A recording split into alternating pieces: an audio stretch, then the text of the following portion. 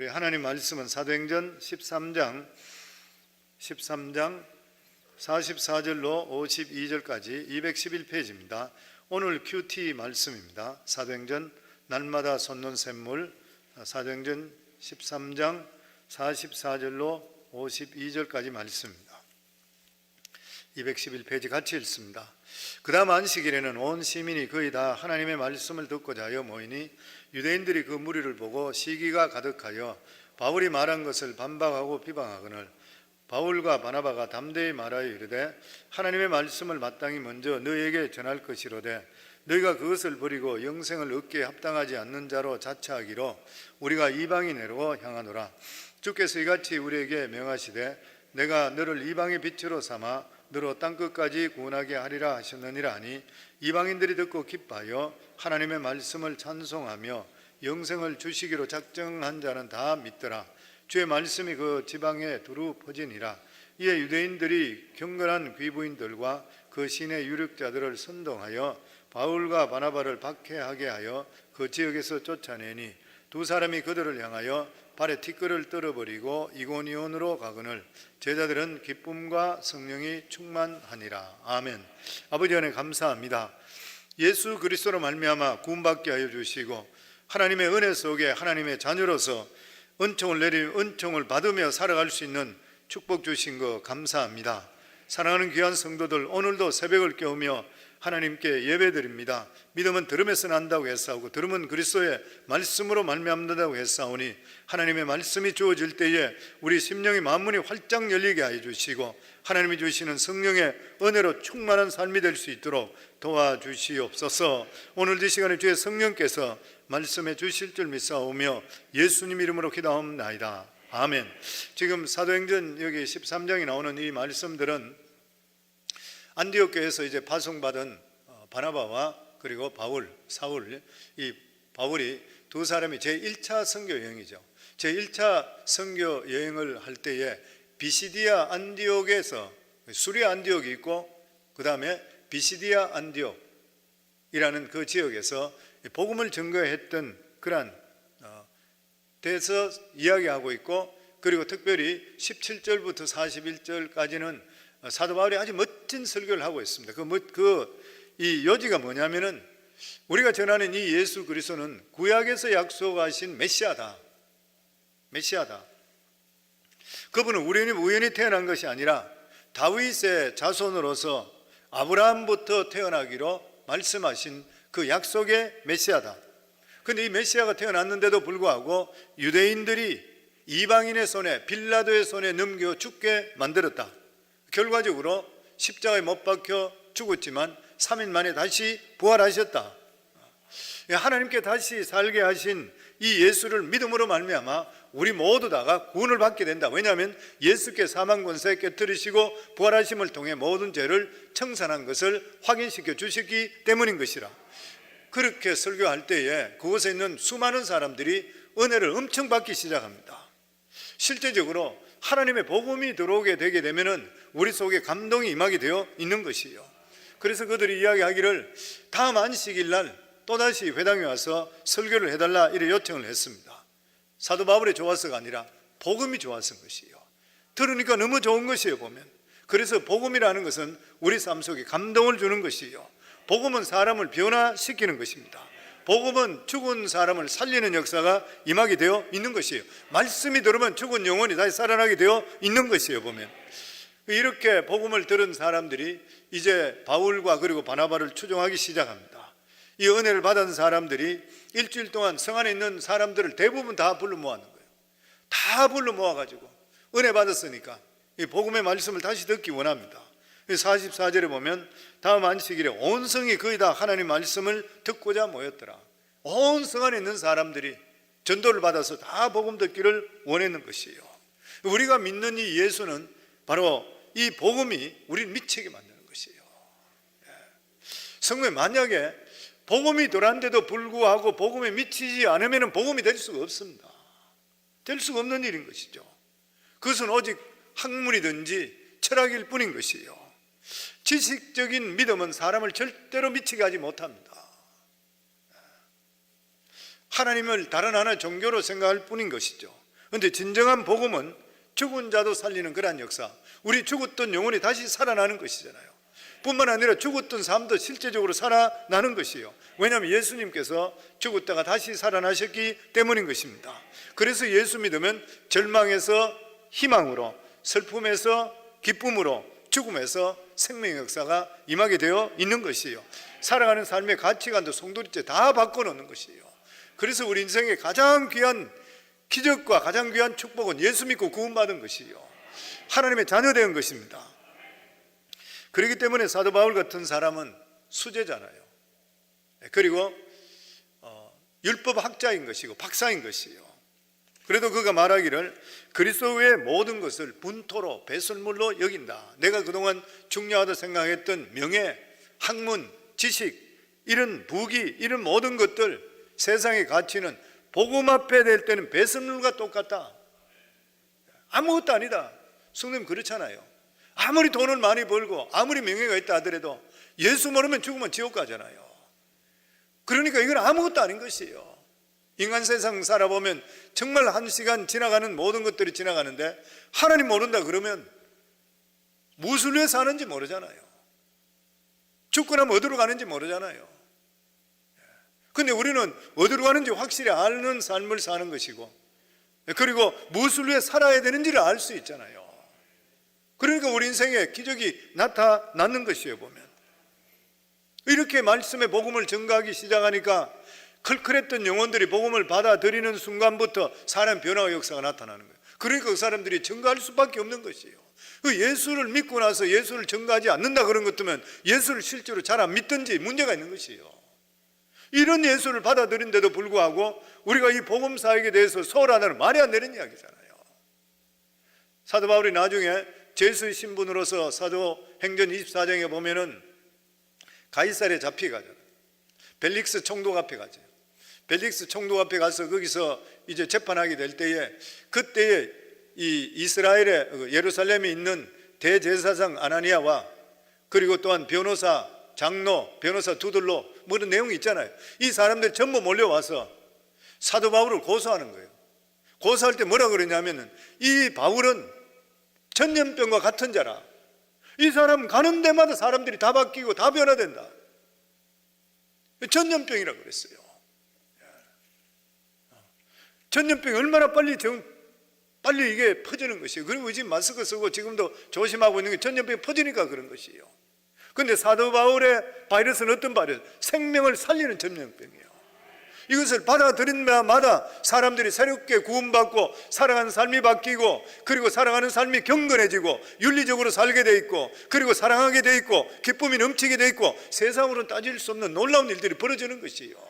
이걸 우리가 가지고 있는 것이에요. 이걸 우리가 만나는 사람들마다 이러한 역사를 증가할 수 있어야 되고 우리들도 퍼뜨릴 수가 있어야 되는 것이에요. 보면, 그리고 오늘 여기 말씀 보면은 말씀만 증거했는데도 불구하고 능력이 나타납니다. 사도 바울이 비시대 안디옥에 설교할 때에 어떤 가시적인 기적이 일어난 건 없어요. 단지 예수 그리스도만 증거했던 것이에요. 그런데 사람들이 이 복음의 말씀을 듣고 나서 감동하는 것이에요. 이것을 보고 우리가 깨닫는 것이 뭐냐면은 기적은 필수가 아니라 부수적이라요. 기적은 부수적인 것이라. 예수 그리스도가 본체인 것이고, 그리고 본론인 것이에요. 예수 그리스도를 증거하기 위해서, 더 확실히 증거하기 위해서 기적이 필요한 것이에요. 그런데 그리스도 없는 기적은 무당과 똑같습니다. 기적만 바라본다 그런 것 같으면, 예수님께서 기적을 일으켰던 근본적인 이유가 예수님의 하나님의 아들 되심을 증거하기 위해서인 것이에요. 그리고 나중에 가서는 계속적으로 말씀으로 가르쳤어요. 왜냐하면 사람은 언젠가는 병 났더라도 죽으니까. 영원한 생명, 예수 그리스도의 복음만큼 더 중요한 것은 없는 것이에요. 그런데 이렇게 복음을 전거됐을 때에 마귀가 그냥 있질 않는 것이죠.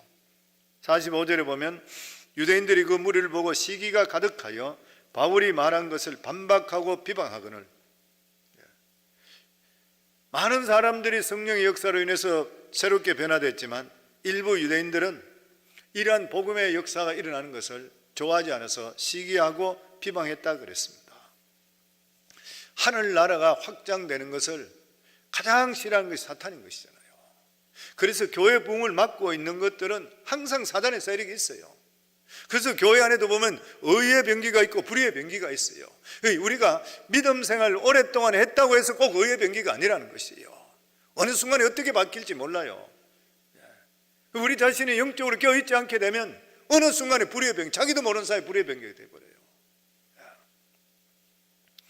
사단은 그런 이야기 있어요. 대체적으로 믿음이 없는 사람에게 들어가는 것이 아니라 인격적으로 미숙하고 부정적인 사람한테 들어간다 그래요. 한번 그냥 교회 와서 처음 믿는 사람, 이런 사람이 믿음이 약하니까 이 사람한테 들어가는 것이 아니라 믿는데 오래 믿은데도 불구하고 인격적으로 바뀌지 않는 자들. 근데 성도님, 예수 믿고 구원받으면 하나님의 형상을 담기 때문에 인격도 반드시 바뀌어야 돼요. 우리 삶이 바뀌어야 됩니다. 옛날에는 성질 잘 내고 주먹질 잘하고 화내고 소리 지르고 욕하고 이런 사람이 바뀌어야 돼요. 이거 예수 믿는데 안 바뀐다 그러면 예수는 안 믿는 거죠. 올바로 믿는 것이 아닌 것이죠. 살아가는, 그리고 또한 예수 믿는다 하는데도 불구하고 말만 하면 부정적으로 말하는 사람이 있어요. 우리가 인생을 살 때 부정적인 거 바라보면 얼마든지 바라봅니다. 긍정적으로 바라보면 또 얼마든지 긍정적으로 봐요. 어떤 어려운 상황이 있다 하더라도 우리 예수 믿는 사람은 그 중에 하나 긍정적만 있으면 그거 붙들고 99개의 부정을 이길 수가 있으셔야 돼요. 왜냐하면 그걸 잡을 때 하나님께서 하나를 긍정적으로 믿음을 가지게 될 때 나머지는 하나님 해결해 주시기 때문인 것이에요. 우리 성령, 그렇기 때문에 우리 예수 믿는 사람은 하나님은 없는 것을 창조하시기 때문에 항상 긍정적이 됩니다. 그리고 항상 창조적이고 건설적이고 희망적으로 사셔야 돼요. 오늘도 새벽을 깨우는 분들이 이리 되기를 주 이름으로 축원합니다. 그런데 이렇게 유대인들이 바울과 바나바를 비방하고 방해했는데도 불구하고 그들은 담대했습니다. 46절입니다. 우리 같이 읽습니다. 바울과 바나바가 담대히 말하여 이르되 하나님의 말씀을 마땅히 먼저 너희에게 전할 것이로되 너희가 그것을 버리고 영생을 얻기에 합당하지 않는 자로 자처하기로 우리가 이방인에게로 향하노라. 믿음의 사람은 비판이나 반대에 대해서 담대한 것이에요. 오늘날 크리스찬 중에서도 비겁하게 사는 사람이 너무 많아요. 담대해야 되는 것이에요, 보면. 그러면서 오늘 말씀 중에 보면 사도 바울은 유대인들에게 가야 될 복음이 왜 이방인들에게 가야 되는지에 설명하고 있습니다. 유대인들에게 왔던 복음을 이방인에 가야 되는 그런 이유가, 원래 예수님은 유대인을 통해서 나셨고 유대인들에게 복음을 전가했지만 유대인들이 거부했다. 영생을 얻는 일에 합당치 않는 자로 스스로 생각했기 때문에 이 복음을 이방인들에게 가게 했다. 우리 같은 사람이 예수 믿게 되었던 것이에요.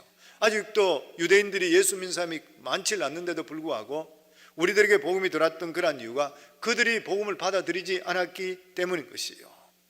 그래서 오늘도 우리들에게 하나님께 주시는 교훈이 뭐냐면, 복음이 주어졌다 하더라도 복음을 받아들이지 않으면 복음이 들어가지를 않는 것이에요. 이 말씀은 하나님이 주시는 이러한 축복을 거부하게 될 때는 이 축복이 다른 데 가게 되어 있는 것이에요. 사랑하는 성도님들, 하나님이 주시는 복을 거절하지 않기를 주 이름으로 축원합니다. 우리가 하나님이 주시는 복을 사모하셔야 돼요. 가정에 베푸는 그러한 복, 개인에게 주시는 축복 거절하지 않으시고 사모하기를 주 이름으로 축원합니다. 특별히 부모님으로부터 받은 믿음의 귀한 유산들, 모태신앙인들이죠. 이런 것들은 얼마나 귀한 일이에요. 어릴 때부터 단 생각하지 않고 복음을 받아들였다고 하는 것은 엄청스럽게 주시는 축복이에요. 이 축복을 받아서 자기 자손들에게 그리고 후손들에게 계속적으로 남겨놓을 수가 있어야 되는 것이에요. 부모님들도 자기만 잘 믿는 것이 결코 능사가 될 수가 없는 것이에요. 자녀들도 잘 믿고 후손들도 잘 믿을 수가 있어야 되는 것이에요. 그렇기 때문에 어릴 때부터 자녀들에게 예배 드리는 것, 11조 생활하는 것, 믿음 생활 바로 하는 것, 그리고 기도하는 것, 금식하는 것, 이런 것들을 훈련시킬 수가 있어야 돼요. 이런 것들을 가지고 있음을 통해서 믿음을 더할 수 있게 되는 것이고 믿음의 유산을 남길 수 있게 되는 것입니다. 저는 우리 성도님 모두 다가 우리 시대보다 우리 다음 시대가 우리보다 복을 갑절을 더 받기를 주의 이름으로 축원합니다. 아멘. 그러면 47절에 보면 유대인들은 복음을 버렸지만 그래도 하나님께서는 유대인들에 대한 비전을 버리시지를 않았습니다. 그들에 대한 비전이 있었습니다. 같이 읽습니다. 주께서 이같이 우리에게 명하시되 내가 너를 이방인의 빛으로 삼아 너로 땅끝까지 구원하게 하리라 하셨느니라. 이 말씀은 이사야서 49장 6절에 나오는 말씀입니다. 이사야 49장 6절에 보면 내가 또 너로 이방인의 빛을 삼아 나의 구원을 베풀어서 땅끝까지 이르게 하리라. 하나님께서는 유대인으로 이방인의 빛을 삼아서 이방을 구원하시기를 원하시는 것이요. 그런데 유대인들은 하나님의 뜻을 거절했습니다. 이방인을 개취급해 버렸던 것이요. 결과적으로 어떻게 됐습니까? 그때부터 유대인들의 비극이 시작됐던 것이요. 하나님의 자녀들은, 택함받은 하나님의 자녀들은 하나님 주시는 뜻대로 말씀대로 살아셔야지 고난이 없습니다. 기쁨이 옵니다. 항상 우리 속에 마음에 가져야 돼요. 하나님께서 유대인을 부르신 이유가 뭐냐면은 이방인의 빛을 삼기 위해서라고 했어요. 그런데 그것을 자기가 거절해버리니까 어떤 것이에요? 환난과 어려움이 다가올 수밖에 없어요. 그래서 어떤 분들은 히틀러한테 600만 학살당하고 모든 고난이 엄청스러웠다는 것이에요. 우리 성광교회도 하나님께서 다니엘 12장 3절의 말씀을 줬습니다. 많은 사람을 옳은 대로 돌아간 자는 별과 같이 영원토록 비치리라, 빛나리라. 하나님 주신 그런 말씀입니다. 하나님께서는 우리 교회는 이름까지도 하나님께서 성광교회라 주셨어요. 그리고 다니엘서 12장 3절의 말씀을 주셨어요. 저희 교회는 첫 번째가 평신도가 사역자가 된 모든 성도들이 사역자의 마인드를 가져야 된다. 그리고 선교해야 된다. 복음 전도를 할 수 있어야 된다. 이 지금 하나님이 주시는, 우리 교회 주시는 말씀은 복음 전도잖아요. 전도하고 선교하는 것이에요. 그래서 우리 교회가 복을 받기 위해서는 전도하고 선교해야지 성도들이 복을 받아요. 여기가 조사원이 그냥 있으면 하나님 깨트려 버렸어요. 깨트려 버리시는 거예요. 왜냐하면 하나님께서 우리 교회에 주시는 그러한 사명이 선교와 전도와 구제, 이게 모든 교회에 속하지만 특별히 우리 교회에 주시는 것이에요. 그래서 우리는 교회만 보더라도 그렇고 우리 자신들을 보더라도 그렇고 하나님이 주시는 사명에 대해서 우리가 얼마나 충실한가, 이 사명에 충실할 때 교회가 복을 받고 성도들이 복을 받아요. 그러고 나서 이 복음 받은 제자들의 모습이 어땠습니까? 52절에 보면 제자들은 기쁨과 성령이 충만하더라. 이 안디옥에서, 비스데 안디옥에 쫓겨난데도 불구하고 제자들은 기쁨과 성령이 충만하더라. 무슨 말이에요? 믿는 사람의 두 가지 특징입니다. 여기 나오는 말씀이, 믿는 사람은 첫째 기쁨이 있어야 돼요. 진정한 그리스도인들은 사업이 잘 되거나 건강의 문제가 아니라 기쁨이 있나 없나가 문제인 것이에요. 아무리 어려움이 있다 하더라도 기쁨이 있다고 하는 것은 하나님의 영이 우리와 함께하고 계시는 것이에요. 만약 성도는 기쁨이 없다면 나가서 전도하기 바랍니다. 사람들에게 전도를 하시기 바랍니다. 그러면 내 속에 기쁨이 솟게 되어 있는 것이에요. 전도하게 되면 나도 모르는 사이에 내 속에 성령께서 기뻐하시기 때문에 기쁨이 넘치게 되어 있는 것이에요. 그리고 두 번째 특징이 뭐예요? 성령 충만인 것이에요. 성령 충만입니다. 우리 믿는 자들이 가장 사모해야 될 것이 성령 충만이에요.